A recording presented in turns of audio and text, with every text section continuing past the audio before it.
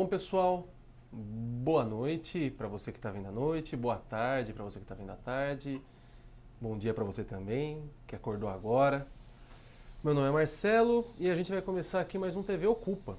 E a gente está aqui com a Janine Duran, que é conselheira lá no Ipiranga. Conselheira não só do Conselho Participativo da Subprefeitura do Ipiranga, como também foi eleita agora para o CEPOP. E aí a gente vai falar um pouquinho mais sobre isso aqui, conforme a gente for conversando. Janine, se apresenta aí pro pessoal. Fala aí quem é você, de onde você vem, qual é a sua atuação. Bom, eu sou Janine, como o Marcelo falou, é um prazer estar aqui. Acompanhei o trabalho do Ocupa Conselho, então é uma honra. Eu sou pedagoga, trabalho com educação há 20 anos, venho do movimento cooperativista, então tenho muito interesse e trabalho ativamente com organização social, organização de cooperativas de todos os jeitos, cooperativas desde crédito até artesanato. E há 8 anos venho trabalhando com formação de leitores. Organizei 90 clubes de leitura em presídios, escolas, espaços culturais. E agora estou trabalhando especificamente com bibliotecas comunitárias. O interesse por participar do conselho foi trazer um pouco dessa experiência da educação, mas também pensar o planejamento do conselho, organizar melhor, dar mais transparência ao orçamento e acho que fazer uma integração do bairro, né? Acredito que a mudança e o plano de bairro só vai acontecer quando a gente tiver todas as pessoas envolvidas, sejam elas dos bairros, dos espaços mais periféricos do bairro, como o dos espaços centrais. Então, nesse momento, a gente está fazendo esse movimento, uma tentativa de integração do próprio conselho e do conselho com a comunidade do Ipiranga. E o conselho lá do Ipiranga, ele é bem eclético? Ele representa bem todas as regiões ali da subprefeitura? Eu acho que não. O Conselho do Ipiranga, bom, é o segundo mandato, ele começou há 2 anos, eu estou no meu primeiro mandato. É um conselho que é constituído majoritariamente dos movimentos de moradia, do Sacomã, do Heliópolis. Então tem as pessoas que têm uma emergência, né, na resposta do poder público às suas demandas básicas, são as pessoas que estão ali para participar. Então eu vejo que o núcleo onde eu estou, do Ipiranga, que é ali no entorno do museu, a gente não tem quase representatividade. Entendi. E me diz uma coisa, você foi eleita agora para o CEPOP também. Eu ouvi que foi uma votação representativa, Foi expressiva. inclusive expressiva. Fala um pouquinho mais pra gente, como é que foi, tanto a votação como suas impressões do CEPOP, como que foi, o que é o CEPOP também. Quando eu entrei no conselho, bom, vale dizer que a pessoa mais votada do Conselho Participativo de São Paulo é do Ipiranga. Então é o Maxwell, que é um líder comunitário, que teve quase 1000 votos. Eu sei, um menino alto. Sim. Presença. Tem uma presença até é interessante falar isso porque quero contar porque que eu me coloquei para o CEPOP, né? Mas quando começou a apuração dos votos, eu fui percebendo que ia ser muito mais difícil do que eu imaginava, porque o pessoal do Ipiranga é muito participativo. Então, com a votação que eu tive, eu poderia ter ficado em primeiro lugar em muitas subprefeituras. Lá no Ipiranga, eu entrei no meu distrito que tinha 11 vagas, em 8ª, com 176 votos, né? Para você ter uma ideia, você teve mais que o triplo da minha votação. Então, e eu sou da Sé, que é em população, é um dos maiores conselhos. Não, e quando eu fui vendo a apuração, eu fui quase infartando, porque daí tinha gente com 700 votos, com 500 votos, com 400 votos. Então, foi interessante ver, e isso me dá uma felicidade mesmo, de ver como as pessoas que têm as suas necessidades básicas ali, que não estão sendo correspondidas, né, que os seus direitos humanos fundamentais não estão sendo honrados, como no Ipiranga as pessoas estão organizadas, né? Foram em massa votar. Então, quando eu vi o perfil do meu conselho, eu entendi que não faria sentido eu ser a coordenadora do conselho. Até porque tinha uma pessoa com mais base social para isso. E não é nenhuma, exatamente, e não é nenhuma questão de quantos votos ele teria, é a questão de ser legítimo que alguém que venha dos movimentos de moradia, que articula com as pessoas do conselho, que está ali trazendo as demandas super legítimas, que alguém deles presidisse esse grupo, porque ele espelha, né, o perfil de quem está ali presente. Então, no primeiro dia já houve uma votação para esse cargo de coordenação, ia ser votado o secretariado, mas eu tenho muito interesse no planejamento e orçamento, porque também estudei economia, nos meus projetos sociais eu não trabalho só com a parte de formação, mas trabalho também com prestação de contas, acompanhamento de indicadores, monitoramento, avaliação. Então, eu imaginei que com essa prática que eu já tenho, poderia contribuir para o Conselho. Você já tem um know-how na parte toda do ciclo de políticas públicas, formulação, sim, implementação, avaliação. E gosto da parte orçamentária.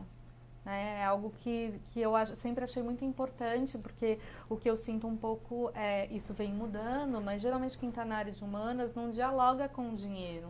E eu acho que o discurso, né, para você ter valor simbólico, você precisa ter dinheiro, né, aportado. Então, fui estudar bastante essa parte de orçamento. E aí, quando foi a eleição, né, para o orçamento, tiveram 3 pessoas que se candidataram. E eu pedi para a subprefeita para que a gente pudesse explicar por que a gente estava se candidatando para aquele cargo. E aí, agora a gente explica um pouquinho sobre o que é o CEPOP. A Janine foi eleita como representante da subprefeitura do Ipiranga no CEPOP. Diga-se de passagem, eu também fui, mas como eu sou um entrevistador, né, acho que é melhor a Janine falar um pouco mais sobre isso. Então, o CEPOP é um conselho de planejamento e orçamento participativos, que tem 2 suplentes e 2 titulares por subprefeitura, e eles atuam coletivamente para pensar e monitorar o orçamento da cidade. Então, tem uma parte que é uma linha de educação, uma outra linha de monitoramento, que inclusive foi a que eu me disponibilizei a participar, que tem uma participação mais intensa, que pode se dar durante o dia, em diálogo com várias secretarias, né? E a ideia é que esses conselheiros possam, ali não é um conselho deliberativo, é um conselho consultivo, mas que eles participem dessa transparência, do monitoramento do orçamento da cidade, né? Então, é um conselho bastante estratégico. Eu acho que quando a gente pensa em cidade, a gente nunca sabe para onde... É sempre uma grande pergunta, para onde está indo o meu dinheiro, né? Sim. E eu tenho uma visão de que a gente precisa mesmo pagar imposto, quem ganha mais tem que pagar mais imposto, que a cidade tem que distribuir melhor, né, essa renda das subprefeituras. Então, eu me interesso em ver também, para além da subprefeitura do Ipiranga, como que está sendo aplicado ou que destinação está tendo dinheiro lá para aparelheiros, ou lá para o Mboimirim. Então, contexto mais da cidade toda, saber sim, como que é feito, como que o dinheiro é usado. E dar transparência para isso, né? Então, acho que tem ali uma função de olhar para a especificidade do território, né? No meu caso do Ipiranga, como que está sendo a destinação, como que a gente articula o orçamento do Ipiranga com o orçamento da cidade, mas como que esse orçamento está sendo distribuído, qual o planejamento que está sendo dado e quais são as prioridades da cidade. Acho que esse é o começo. E no Ipiranga a gente tem um impasse em relação ao orçamento atualmente, né? Então, foi apresentado em linhas gerais o orçamento para os conselheiros, mas não no detalhe. Então, a pergunta é, quanto desse orçamento já está implicado no pagamento da folha de pagamento dos funcionários e também da prestação de serviço, quais são os contratos que têm que ser honrados. E desse montante, o que sobra? né? E qual é o papel do conselho no que sobra e qual é o papel do conselho no monitoramento do que já está empenhado. Então também sinto que o conselho ele está se constituindo enquanto grupo, enquanto identidade, porque como é uma iniciativa recente, Tem só 2 anos, esse é o terceiro ano, as pessoas estão se apropriando. Acho que no Ipiranga teve uma prática dos últimos 2 anos de a subprefeitura levar pautas que os conselheiros tinham que votar, e agora a gente está num movimento contrário, que é a subprefeitura pode pautar, mas a gente quer discutir antes a pauta, ter acesso ao conteúdo e aí votar com propriedade, né? Então a gente já fez isso com o regimento, era só para ser votado, a gente se reuniu com antecedência, fez grupos de trabalho, sabe, dissecou cada linha do regimento, discutiu coletivamente, todo mundo falou e aí a gente montou e aprovou o regimento. Bem interessante, até porque tem muitos conselhos que ainda não chegaram nesse ponto, não né? chegaram a rever o regimento. Por N questões, muitas vezes você tem outras questões que são mais urgentes. Sim. O próprio Conselho da Sé, por exemplo. Isso não é demérito, inclusive. Claro. Mas o Conselho da Sé, a gente teve aí 3 reuniões, e tivemos outras pautas que tão importantes quanto o regimento, mas mais urgentes para o momento. Então a gente está começando a ver a questão do regimento agora. Isso é normal, outros conselhos também estão passando por essa situação, no caso. E a gente, já que a gente está no Ocupa Conselho, né, a gente está ocupando a sala também da subprefeitura, que é direcionada aos conselheiros. Né, já fizemos algumas demandas para deixar as informações no mural acessíveis para qualquer conselheiro que chegue lá. A gente está formando grupos de trabalho, porque eu acho que uma coisa importante que tem no conselho, e até faz parte dessa revisão do que é o papel do conselho, é o diálogo com os outros conselhos. Né? Então tem coisas do conselho de saúde que não são funções do nosso conselho. Né? Então tem questões de conselho de habitação, conselho de educação, tem o conselho dos idosos.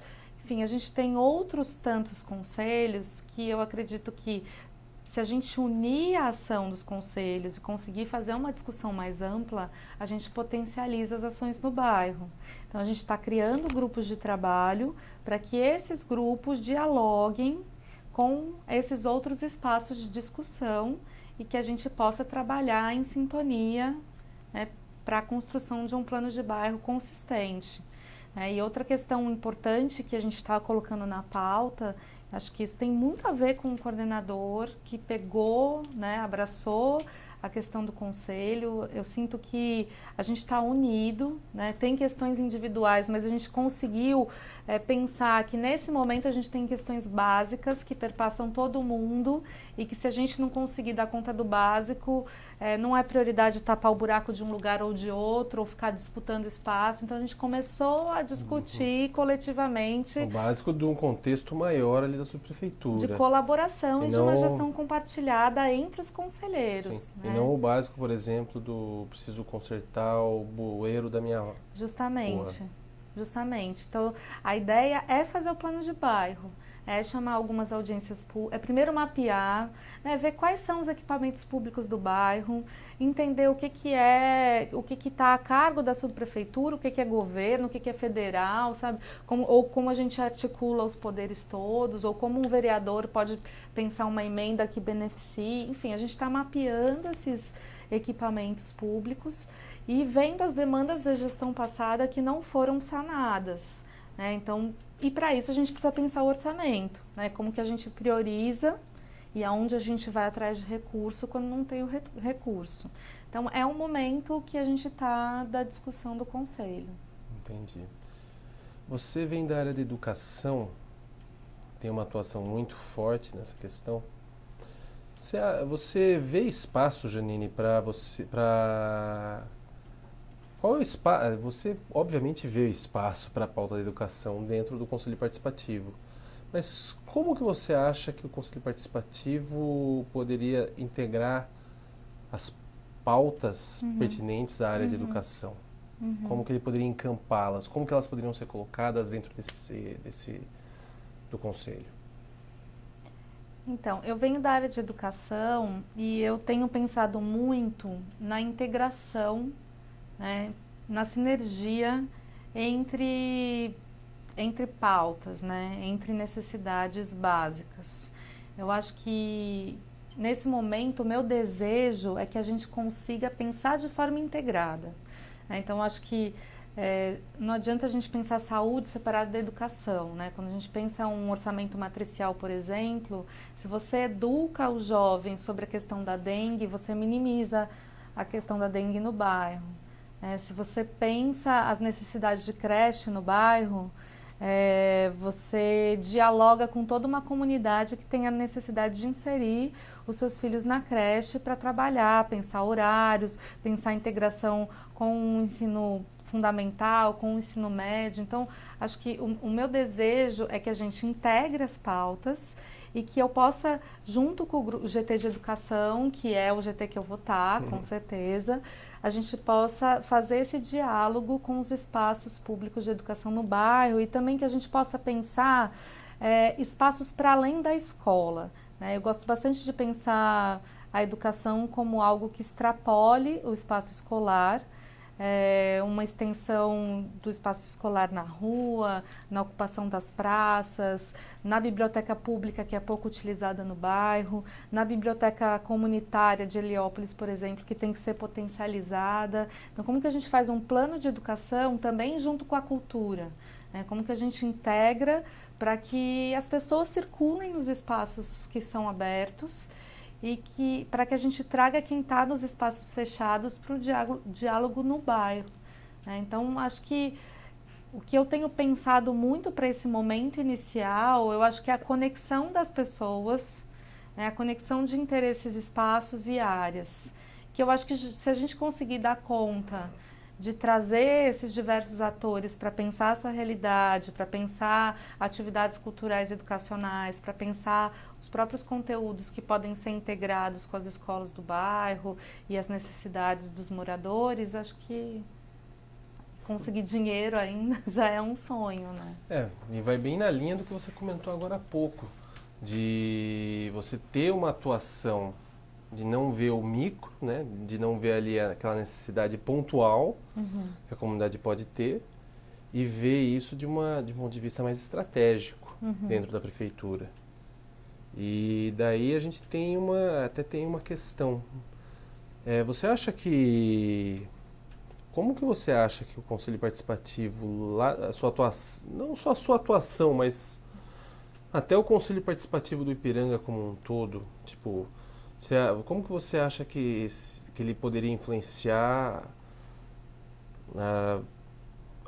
a educação como um todo no município de São Paulo? O que você acha que ele poderia fazer? Não só o Conselho Participativo, como também o CEPOP.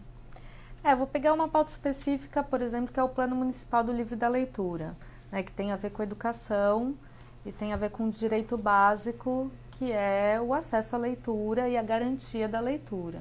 Eu acho que a gente tem um plano municipal que foi aprovado depois de anos de discussão na cidade inteira, no final do ano passado, em dezembro, mas ele foi aprovado sem orçamento.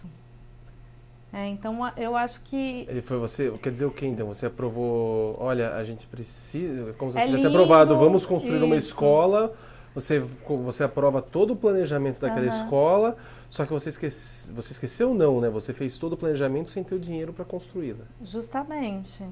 É lindo o plano, foi construído coletivamente, tiveram várias audiências públicas, de norte a extremo sul da cidade, foram criados muitos grupos de trabalho, o texto é muito interessante, né, pensando a formação de leitores em espaços de leitura, em bibliotecas públicas, comunitárias, em espaços culturais, pensando a mediação de leitura, porque não adianta ter o livro parado mas você precisa dessa ponte. Então existem inúmeras pesquisas que demonstram que as pessoas passam a ler quando tem um professor, um educador, um pai, uma mãe que apresenta esse livro, que apresenta repertório, que guia inicialmente essa caminhada que depois vai ser individual e tudo. Então, pensando nisso e no conselho, acho que eu levando essa pauta para a comunidade, articulando essa necessidade com as escolas e com a própria comunidade, a gente pode fazer uma pressão para incidir em políticas públicas e aí levar essa pauta para outras subprefeituras, porque acredito também que o problema que a gente tem hoje, né, de uma informação rápida, que a gente não sabe qual é a credibilidade ou não daquela informação e que ela é replicada, se você tem um aprofundamento nos textos, se você tem uma leitura de mundo variada, você tem a possibilidade de exercer melhor a sua cidadania e fazer uma leitura de si e do mundo. Então, a leitura dentro da educação, né, da pauta da educação, pensando que o brasileiro tem várias pesquisas, mas que ele lê pouquíssimo, não chega a um livro de literatura por ano na população, você tem 3,7 livros, sendo que os livros lidos no período escolar, né, aumentam essa média, depois que as pessoas saem, diminui. Isso é pouquíssimo. Como que uma população lê um livro por ano quando lê? É verdade. Então, como que a gente vai ler o mundo, como que a gente vai exercer nossa cidadania, como que a gente vai fazer gestão compartilhada, participativa, pensar os processos coletivos, se a gente não está apropriado desse conteúdo, dos conteúdos, e não tem autonomia para escolher, né, uma trilha própria, pensando como ser que propõe, que é autogestionário, que participa e que tem uma democracia ativa. Então, acho que é isso, a gente precisa pensar pautas que são básicas, né, que são importantes, e fazer uma incidência política planejada, coletiva, que envolva vereadores, que envolva secretarias, que envolva prefeito, e que a gente possa priorizar essas pautas coletivamente.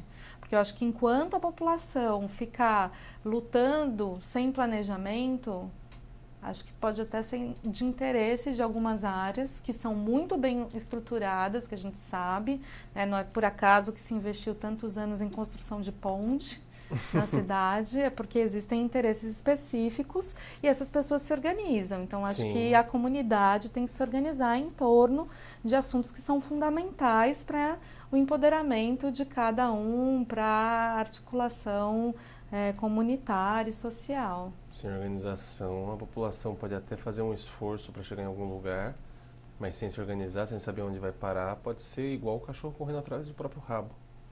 E eu acho que nesse sentido a gente deu um salto no Ipiranga, sabe? A gente conseguiu enxergar que a nossa articulação, por mais que seja difícil, por mais que cada um tenha a sua vida, por mais que as pautas às vezes atropelem, a gente está num momento de querer planejar a nossa ação enquanto conselho. Tem algum outro apontamento, alguma coisa mais que você queira falar? De repente, alguma observação acerca do Ipiranga, da sua prefeitura, alguma coisa que você julga importante? Eu tenho pensado muito sobre as nossas estruturas de representação, né? Eu sempre tive um compromisso muito grande com a palavra empenhada. O que eu tenho percebido durante os meus poucos 37 anos é que quando as pessoas se colocam, se destacam, né, em alguns lugares de poder, seja no conselho, seja numa coordenação, seja num cargo vereador, enfim. Micropoder. Micros poderes ou grandes poderes, eles se descolam das suas bases, e isso eu nunca me propus a fazer. Acho que tenho um mentor assim dentro de mim, que é um Paulo Freire, falando o tempo todo do fazer junto, da construção com o outro, né, não por, mas com, que eu levo muitíssimo a sério. Então, desde que eu entrei na subprefeitura, eu tenho feito informes para as pessoas que eu sei que votaram em mim, que esperam mais transparência, que esperam uma participação do lado de fora também, nas audiências. Então, eu tenho dialogado muito com eles e com o próprio conselho, né, estando no CEPOP ou estando nessa assessoria do Maxwell, da coordenação, eu acho que a gente está muito nessa tecla de fazer com as pessoas. Eu acho que as pessoas não se veem, eu acho que esse momento em que as pessoas se dizem apartidárias, apolíticas, que para mim não faz nenhum sentido, porque qualquer ação é política, seja Sim, comprar com certeza. um picolé na esquina, seja viajar para algum lugar, ou comprar um carro ou não comprar um carro. Então, acho que essa coisa de apolítico não existe, mas eu acho que a gente chega nesse ponto quando você tem uma cisão entre quem representa e quem é representado. Então, não acredito numa sociedade que se organize com esse tipo de ruptura. Acredito eu quero participar de uma sociedade que se construa de forma mais horizontal, né, que pense os seus planos dá muito trabalho. Fazer uma cooperativa dá trabalho, fazer um clube de leitura dá trabalho, fazer a gestão de uma biblioteca comunitária dá trabalho, mas é uma alegria imensa quando todo mundo que participa se vê espelhado naquele plano e leva adiante. Acho que a gente está nesse momento. Se o modelo de representação que a gente tem não nos representa, que é um discurso que a gente escuta muito, qual é a possibilidade? Como que a gente vai construindo em outros espaços uma outra lógica de construção coletiva. Então, eu só tenho a agradecer a confiança que as pessoas depositaram em mim e vêm depositando agora dentro do Conselho, e espero que a gente tenha um cenário que consolide a atuação dos conselhos, independentemente dos prefeitos ou prefeitas que venham a estar com São Paulo, fazer a gestão de São Paulo para o próximo ano. Acho que a gente precisa fortalecer os espaços de participação e eu espero que a minha atuação como conselheira traga esse movimento do círculo e esse movimento do coletivo. É interessante você falar isso, porque eu me lembro, eu não conheço Paulo Freire a fundo. O máximo que eu conheci do Paulo Freire foram alguns textos dele que eu li e um dos filhos, que inclusive é o filho dele que cuida do Instituto Paulo Freire, que fica aqui na Lapa. Mas uma das coisas que eu conheço é o modo como ele chama o professor e o aluno. Ele não chama o professor e o aluno de professor e aluno, ele chama de educador e educando. E ele coloca os dois numa mesma posição. Ele não há uma relação hierárquica. O professor manda no aluno. Não. O educador e o educando estão no mesmo nível. Até porque, de modo geral, o educador mais sábio, ele sabe que ele aprende muito mais com o educando do que o educando aprende com ele. E até por isso ele é muito mais humilde. E eu acho que, até por tudo que você falou, falta uma relação desse tipo na política. Você tem um representante, e o representante, de modo geral, em relação ao representado, ele se vê desse modo hierarquizado. E não precisa ser um representante político, oficial. Não pode ser o síndico do prédio pode mesmo. ser não digo nem síndico do prédio. Muitas vezes você vê isso, inclusive, alguns representantes de alguns conselhos que... Não digo o conselho participativo do qual a gente participa, mas necessariamente, mas alguns conselhos que você não é uma relação que você tem voluntária ali com o conselho, mas mesmo assim você tem um poder, micropoder, e com isso você já se coloca, quando você tem essa postura, numa posição superior em relação à sua base social, em relação aos seus representados. E não é assim, é mais parecido com o que o Paulo Freire fala. Só que aí, isso é uma coisa que a gente inclusive luta todo dia, principalmente quando é dia de reunião do conselho, para quebrar essa relação, quebrar essa cultura. É um exercício, né? Sim. Acho que a gente tende a replicar os modelos, né? Você está lá no círculo, está no coletivo, aí você precisa dar conta de botar para frente algumas pautas, aí vai criando algumas representações e quando vê, descolou. Então, acho que o exercício de fazer com, né, na interação com o outro, acho que educar a estar com o outro, né, a experiência que se tem quando você está no momento presente trocando, e a visão de um educador que entra como um mediador mesmo, né, de assuntos que de repente o outro ignora e você ignora outros tantos. Então essa construção que se dá nessa interação horizontalmente, ela tem um outro efeito. Com certeza. E o que eu sinto em todos os projetos que eu participo é que não há quem saiba mais, né? Depende do que você está colocando num espaço de saber, o que você está valorando como saber, quais são as hierarquias que a gente, enquanto sociedade, colocou. Até a questão muito dialética, o que é o centro, o que é a periferia, né? Onde que você... Qual é do ponto de vista de quem? Né? Do ponto de vista da cidade, você tem questões de locomoção, mas o que é ali o mundo de Heliópolis? Né? Quando eu sento para conversar com as pessoas do meu conselho, eu não sei absolutamente nada. Né? Então, o que eles trazem como necessidade, a visão de mundo, a vida comunitária fértil que eles têm e que eu não tenho morando no prédio do lado do museu.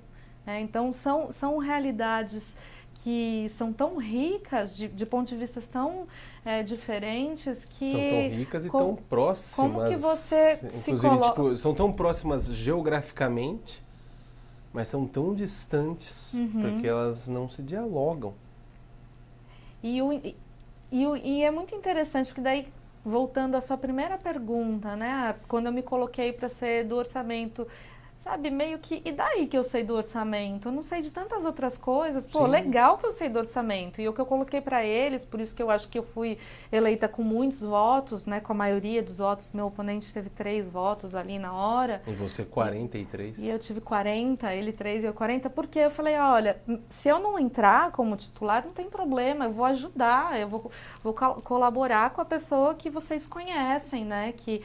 Vocês nunca me viram, então eu acho que faz sentido se vocês não sentirem segurança em votar em mim. Mas eu não estou ali para disputar, estou ali para fazer junto. Então quem entrar, quem está fazendo pauta, que tem dificuldade de fazer ata, né, controlar pauta e ata, se eu tenho essa facilidade, mas eles têm outras tantas.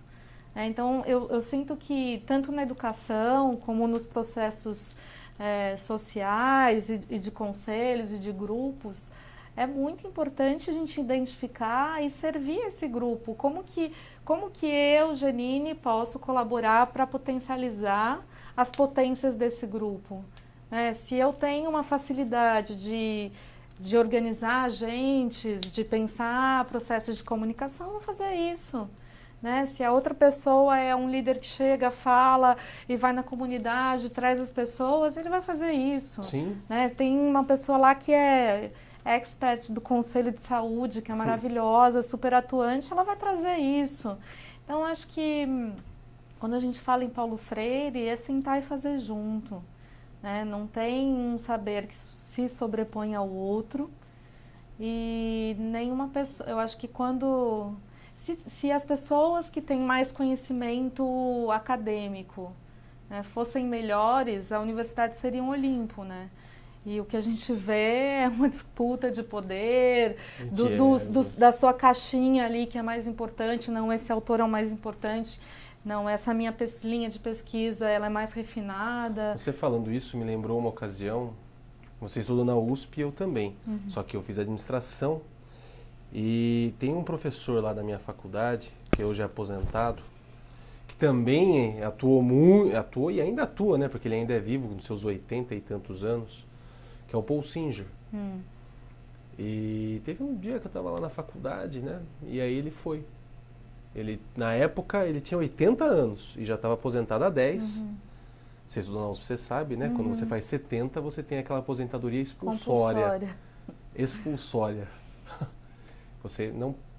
mas enfim, não é esse o ponto. O ponto é que ele chegou na palestra, uma palestra lotada. Era a Comissão da Verdade da USP, o evento. E ele ia discursar para toda a alunada. Ele virou e falou, eu tô aposentado há 10 anos aqui da universidade, mas vocês não têm noção de como eu sinto falta daqui. Exatamente porque eu aprendia com vocês muito mais do que vocês aprendiam comigo. Não foi nem com o Paulo Freire que eu ouvi isso, foi com o Paul Singer falando. E o Paul Singer tem um histórico, foi secretário de planejamento aqui em São Paulo na gestão da Erundina, assessorou vários governos aí, enfim, municipais, estaduais, federais. Secretaria da Economia Solidária. Também, ele tem uma atuação mega forte na economia solidária. E foi de uma humildade, o cara que vem da academia, que você falou, mas também tem esse trânsito na área política, e de uma humildade tão grande de reconhecer que tipo, ele não era ninguém sem aquela massa de estudantes que estava ali, sabe? E isso dialoga muito com tudo que você falou aqui hoje, todos esses pontos.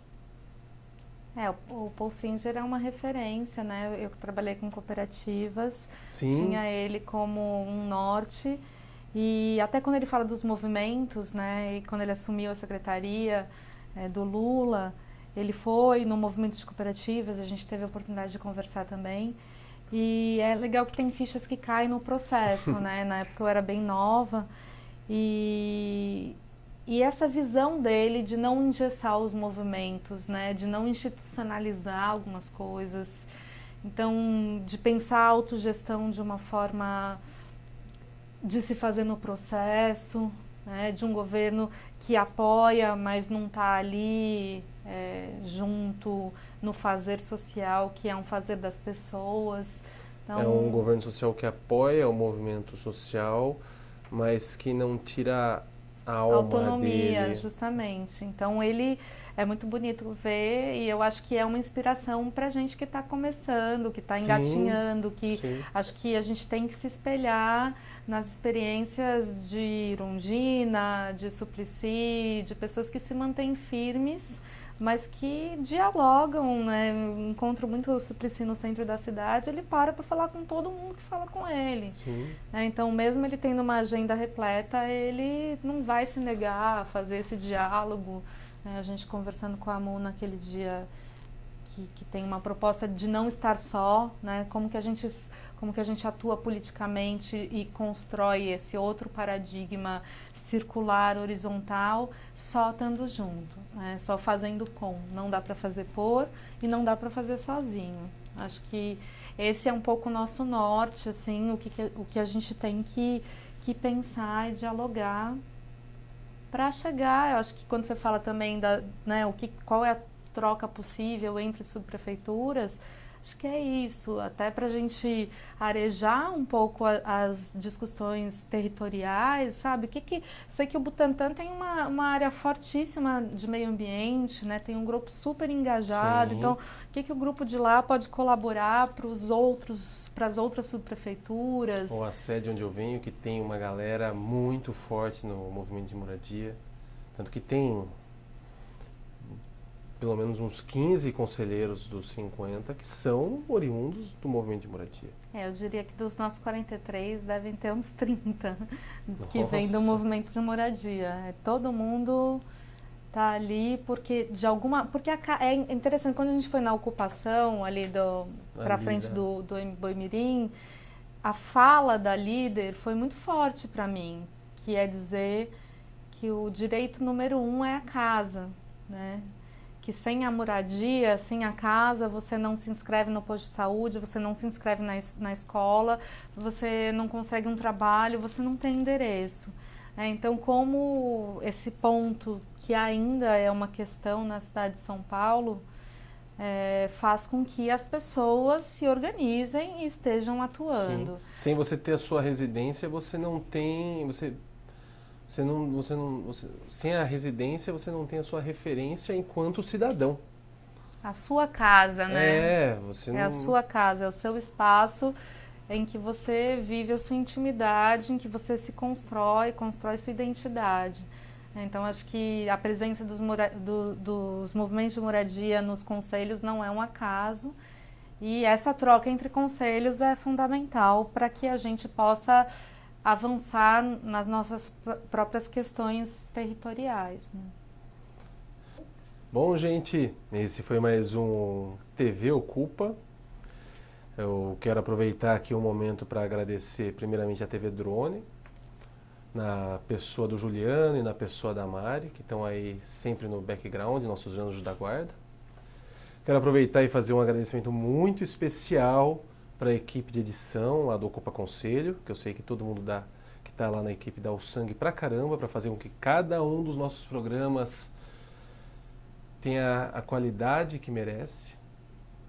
E hoje, em particular, quero fazer um agradecimento muito especial à Janine, que tirou um tempinho aí da sua rotina. Sei que ela está super corrida, vai viajar amanhã, participar de mais um projeto aí que ela está tocando. Amanhã vai estar lá no Rio de Janeiro. E... Bom, gente, eu aproveito o momento para falar, inclusive, que lá na TV Drone tá no ar o mais novo episódio do Exploit com o Sérgio Amadeu. Dê uma conferida lá e aproveitem. Bom, gente, por enquanto é isso, então. Encerro por aqui. Obrigado, Janine. Obrigada, Marcelo. E até a próxima.